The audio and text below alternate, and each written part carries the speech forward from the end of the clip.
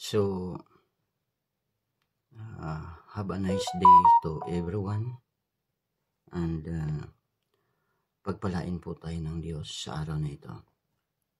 So, I will just read it to you, yung binanggit sa Biblia, yung katuruan ni Jesus tungkol sa paghihiwalay ng mag-asawa. Yan po ay matatagpuan sa Marcos chapter 10 verse 1 to 10 to 12. Itong babasahin mo to 12. Pag-alis doon, si Jesus ay nagpunta sa lupain ng Judea at tumawid sa ibayo ng ilog Jordan. Muling dumagsa ang maraming tao at tulad ng kanyang palaging ginagawa, sila'y kanyang tinuruan. Mailang parisiyong gustong subukin si Jesus, kaya't lumapit sila at nagtanong, naaayon po ba sa kautusan na hiwalayan ng lalaki ang kanyang asawa? Sumagot siya, ano ba ang utos ni Moises sa inyo? Sumagot naman sila, ipinahintulot po ni Moises na ang lalaki ay gumawa ng kasulatan ng paghihiwalay bago niya hiwalayan at palayasin ang kanyang asawa. Ngunit sinabi ni Jesus, ito po ang sagot ng ating Panginoong Jesucristo, ginawa ni Moises ang utos na iyon dahil sa katigasan ng inyong ulo. So, dito pa lang medyo hindi na sang-ayon ang Panginoon. Nangyari lamang iyon sapagkat dahil sa katigasan ng ating ulo. Subalit simula pa nang likhain ng Diyos ang sanlibutan, nilalang niya ang tao na lalaki at babae. So, yan po ang tandaan po natin, lalaki at babae. Wala na pong ibang nilikha siya kundi lalaki at babae. Dahil dito'y iiwan ng lalaki ang kanyang ama at ina. Magsasama sila ng kanyang asawa at ang dalawa'y magiging isa. So, ang bilang po ng mag-asawa ay magiging isa. Yan. Hindi na sila dalawa, kundi isa. Ang pinagsama ng Diyos ay huwag paghiwalayin ng tao. Pagdating sa bahay, ang mga alagad naman ang nagtanong kay Jesus tungkol sa bagay na ito. Sinabi niya sa kanila, kapag hiniwalayan ng isang lalaki ang kanyang asawa at mag-asawa ng iba, siya ay nagkasala ng pangangalo niya sa kanyang asawa. Gayon din naman ang babaeng humiwalay sa kanyang asawa at mag-asawa ng iba ay nagkakasala rin ng pangangalo niya. So, tandaan po natin, hindi po talaga kalooban ng Diyos na ang pinag-isa ng Diyos ay hindi na paghiwalayin ng tao. So, purihin ang Panginoon at pagpalain tayo ng lahat, lalo na doon sa mga mag-asawa.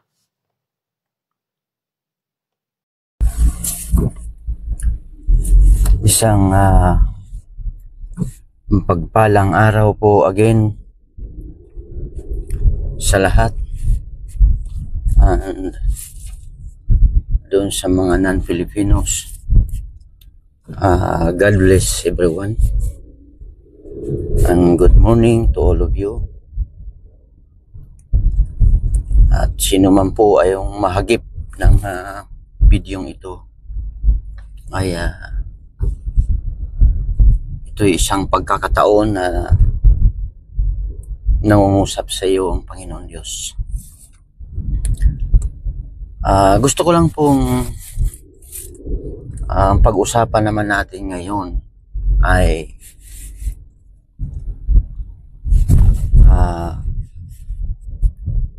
yung tungkol sa pagsasama ng bilang mag-asawa. At isi-share ko lang yung napag-aralan namin kagabi, kasi meron kaming Bible study kagabi. So, yung group na ito ay named Elijah. So, yun yung group name ng Bible study namin. So, napakaganda po ng naging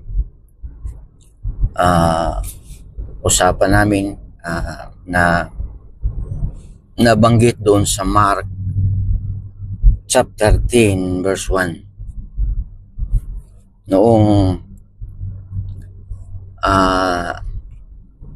yung time na yon ay merong isang yung mga Pariseo ay sinubok ang Panginoong Hesukristo upang tanungin kung allowed ba na magkaroon ng legal na diborsyo. So, noong panahon ni Moses ay mayroong ganong klase, dahil sabi nga ng Panginoong Hesukristo, dahil iyan ay sa katigasan ng inyong mga ulo. Kaya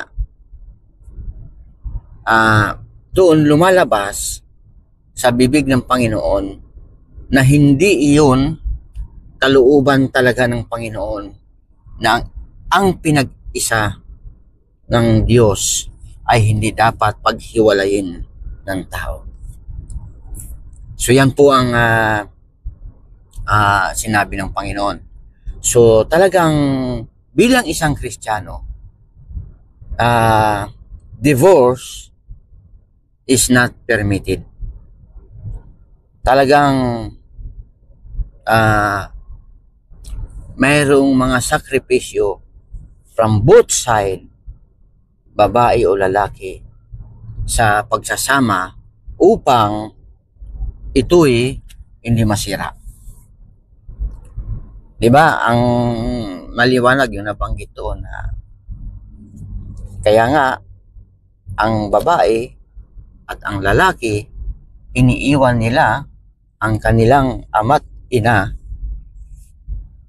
ang kanilang magulang, upang sumama doon sa kanyang asawa. At ito'y tinatawag na iisa. So kung babalikan po natin ang history, ang pagkalikha ng kay Adan at Eva, si Eva ay galing sa tadyang ni Adan. So doon talagang mapapansin natin doon sa sinabi ng Panginoon, ang mag-asawa ay hindi dalawa ang bilang kundi iisang bilang. Kaya nga yung sabi niya na ang pinag-isa ng Diyos ay hindi pwedeng paghiwalayin ng tao. Ngayon, bakit? Ito ang tanong bakit dumarating? Unahin muna natin yung bad news before the good news. Bakit dumarating sa isang mag-asawa na nagkakahiwalay? Yan ang malaking tanong. Minsan mayroong mga prominenteng tao, mga sikat na artista, napakabongga ng kanilang alam mo yung mga sikat na mga famous movie actress and actors, nagkakahiwalay. Bakit? Yan ang napakalaking tanong.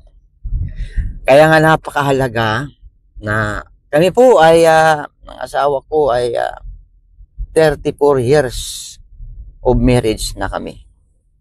Hindi ko sinasabi na perfect ang aming pagsasama. We have also ups and down.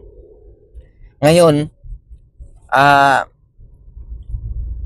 yung mga ups and down na ito, hanggang dumating pa sa punto na talagang muntik pa kami magkahiwalay. Dahil sa mga bagay na mga pagkakamali ko sa buhay ko. So yun yung mga kaya ko nasabi doon sa aking isang message na where there is no forgiveness, there is no peace. Ang susi upang ang marriage ay magtagal o manatiling intact ay gawin nating sentro ang Panginoong Hesukristo sa buhay ng bawat isa. Tandaan po natin, hindi po ito dapat one-sided lang ang pagiging Kristiyano. Dapat po both side. Asawang babae, asawang lalaki. Dapat si Kristo ang pinaglilingkuran, si Kristo ang kinikilalang Diyos. At hingin natin lagi ay yung espiritu ng pagpapatawad. Alam niyo po, ako'y produkto ng pagpapatawad ng aking asawa. At napakapalad po natin na tayong pagka nagkaroon tayo ng isang asawa na mapagpatawad. Ngayon po ay wag naman nating abusuhin at paulit-ulit nating gawin at mapupuno din sila. Don't give the reasons to our wives para gawin ng isang bagay na ikasasira ng pamilya. So, meron pang mga ibang tao na medyo mali ang kanilang pagkaunawa sa salita ng Diyos. Katulad na lamang nung sabi roon, wives, submit to your husband, and husband, love your wives. Alam nyo po, ito mga husband, alam nyo po mga husband, do not expect that your wife will submit to you if we, as a husband, not submitting to Christ.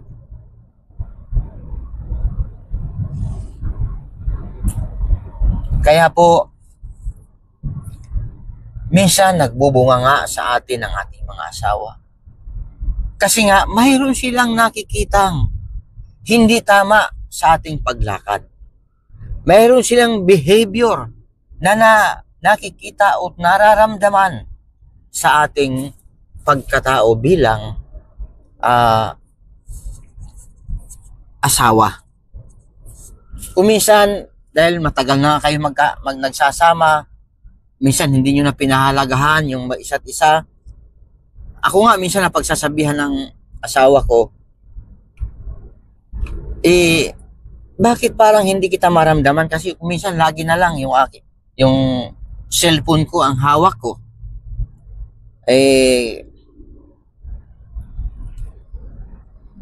Ang gusto ng mga asawa, yung mayroon tayong pag-alala sa kanila. Yung una dyan, yung sabi nga doon sa preaching ng aming pastor na si Paige, ay exert your effort to alam mo yung gawin natin ang isang magandang bagay na makakatulong sa ating marriage. Kasi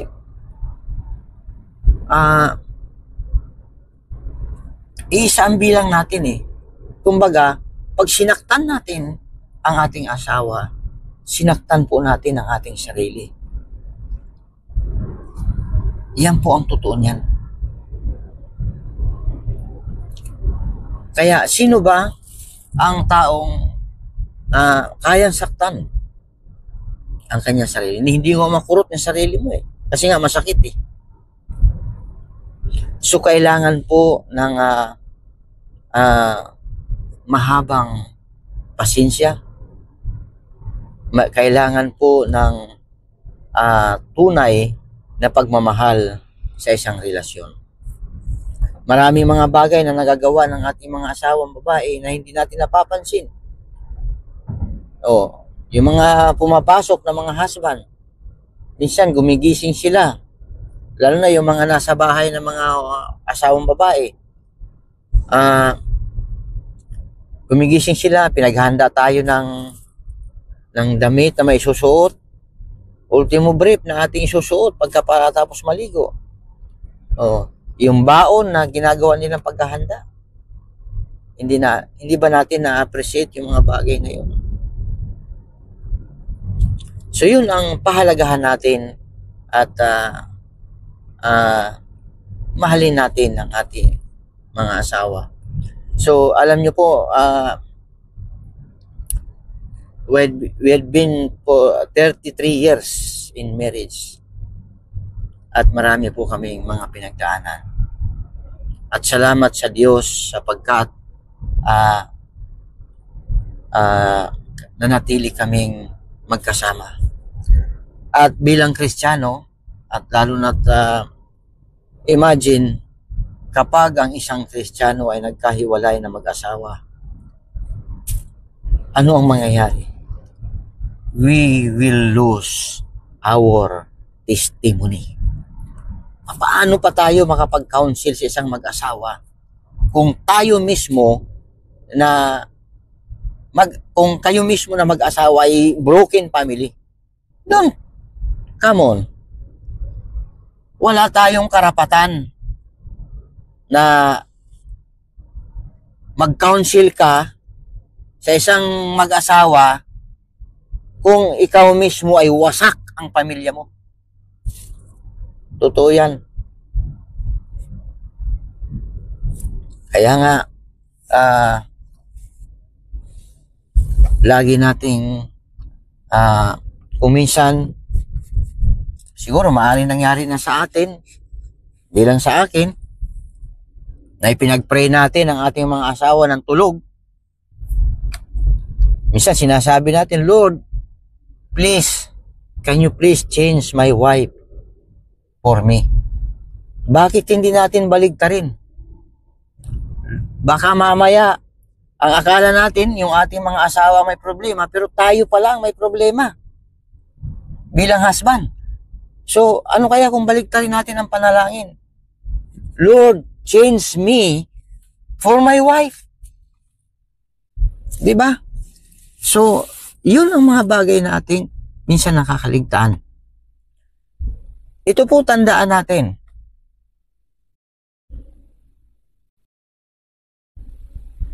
Ang mag-asawa ay inhalintulad din ng Panginoon sa kaharian ng Diyos. Yun ay give and take lang. Yung ayaw ng ating mga asawa ay huwag nating gawin. Pag sinabi niya, Daddy, Papa, o ano man ang tawag, Darling, ano ba ang tawag sa inyo? Please lang, wag mo nang gawin ang mga bagay na yan. Ayokong gawin mo ang bagay na yan. Iwasan natin yun.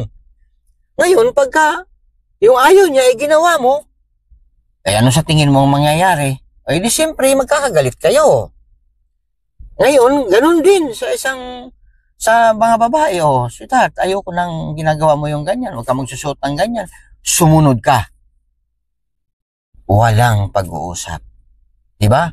Katulad din sa ating pagsunod sa Panginoong Diyos.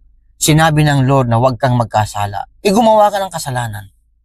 Ngayon, nasuong ka ngayon sa tinatawag na masalimuot na sitwasyon o masalimuot na buhay. O minsan sinisisi pa natin ang Panginoon. No. Dahil sa ginawa mo, there is justice always. Justice lang yun kapag ikaw ay gumawa ng kabulastugan at nasusuong ka sa isang bagay na masalimot. Tandaan po natin at there is always a consequences when it comes to commit sin. At alam niyo po, pag kayong mag-asawa ay nag-aaway, meron kayong pagkagalit, kahit gaano kalaki ng inyong tahanan, eh parang napakasikip nito. Alam niyo po? So kaya, ang kaaway, tandaan po natin, ang kanya lang masteral o is to kill, to cheat, and destroy. To steal. To kill, to steal, and destroy. Yan. Kaya po, pagka nakaramdam na tayo na parang minsan sa kaunting bagay lang nag-aaway na tayo mag-asawa, di ba? Lalo na papunta pa lang ng church, mayroon ng battle. So, kailangan maging aware tayo doon na si Satanas ay pumapasok ng pilit. Yun lang pag-attend ng service sa church at hindi kayo naka-attend, maliban na lang doon sa may talagang with valid reason, wala tayong problema dyan. Pero yung nandyan lang kayo sa bahay na hindi kayo umatin dahil sa nagkagalit kayo, that is the work of the enemy. Bakit? Dahil ayaw ni Satanas na ang lahat ng individual ay makarinig ng salita ng Diyos. Alam niyo po, dahil po ang presensya ng Panginoon ay nandiriyan. Diyan nagaganap ang awitan, diyan nagaganap ang pagpapalakasan, na-encourage tayo sa preaching ng isang pastor. So, ayaw na ayaw ni Satanas yan. Sa isang mag-asawa, pumapasok at pumapasok. Tandaan po natin, just in the twinkle of an eye, papasok at papasok siya.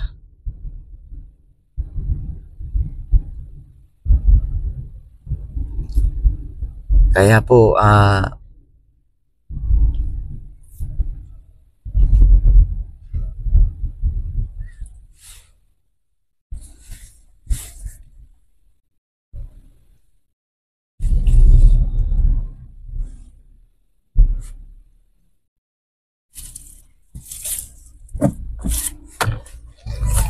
wag po tayong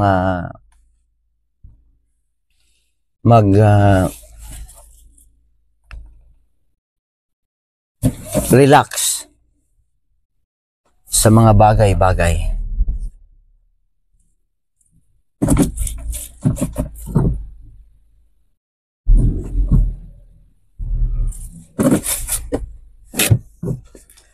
So, nandito na po ako sa parking. So, tayo po ay puputulin ko muna ang ating pag-uusap. So, yun lamang po ang mga simpleng aking mga maisishare sa inyo na tayong mga lalaki, magpasubmit lang tayo sa Panginoon and umasa po tayo na mayroong tinatawag na automatic submission sa atin ng ating mga asawa. At mahalin po natin ang ating asawa, huwag po natin silang saktan.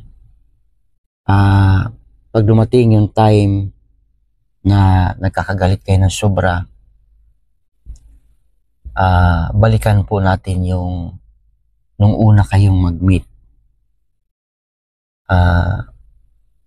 Siyempre lumilipas ang panahon, nag-iiba yung ating pakikitungo.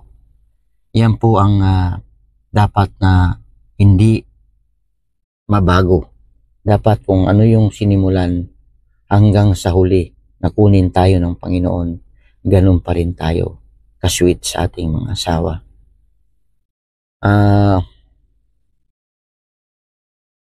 At saka napakabigat po sa buhay kapag lagi tayong nag-aaway. At bilang magulang, it will pass to another generation kapag hindi po naputol sa atin. So, kahapon na napapag-usa kasi lahat kami puro doon kagabi puro lang mag-asawa, may mga asawa talaga, walang dumating na binata.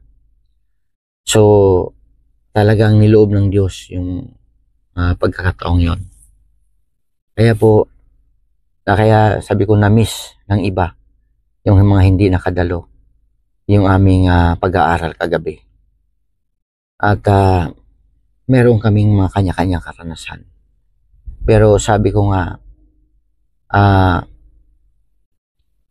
siguro ang iba sa inyo ay nakapag-asawa ng ibang lahi, maaring hindi natin kapwa Pilipino,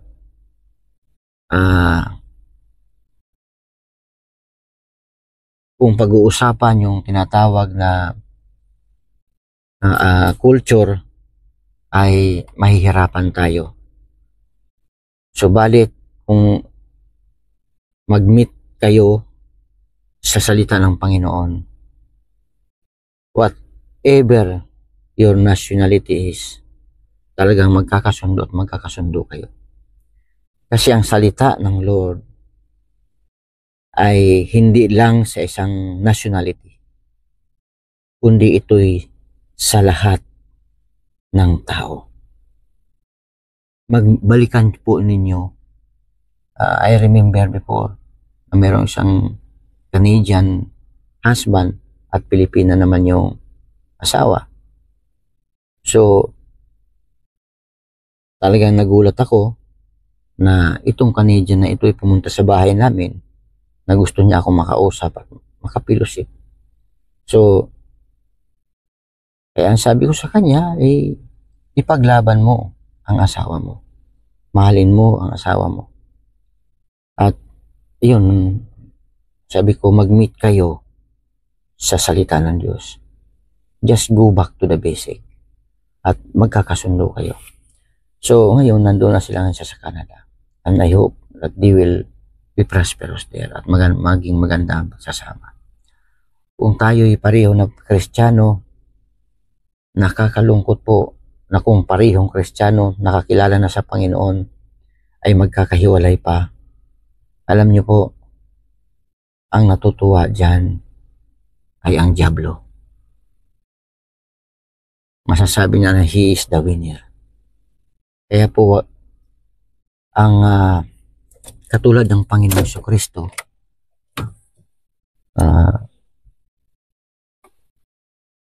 bagamat siya ay naghirap, nagsakripisyo, yan ay dahil sa pag-ibig niya sa atin. Na kahit tayo ay matitigas ang ulo, makasalanan. Ganon din, dapat ang pagtitiis natin sa isa't isa. Hindi po ito sa husband lang o sa wife lang, kundi sa both side. Alam niyo po, napakaraming mga naghihiwalay na mga mag-asawa because they don't want to forgive. Ngayon,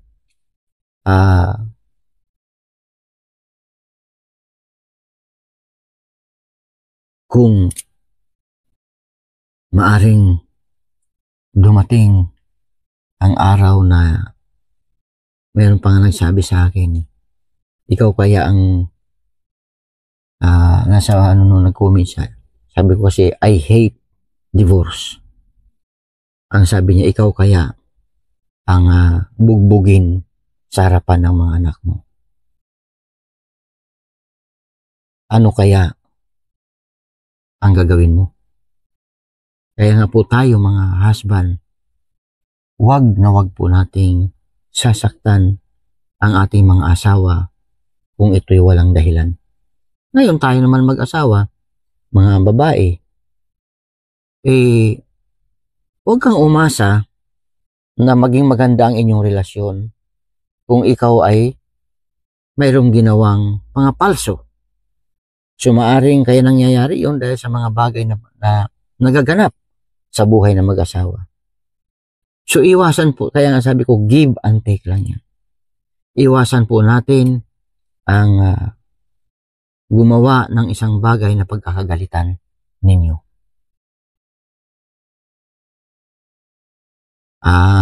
Bilang huli,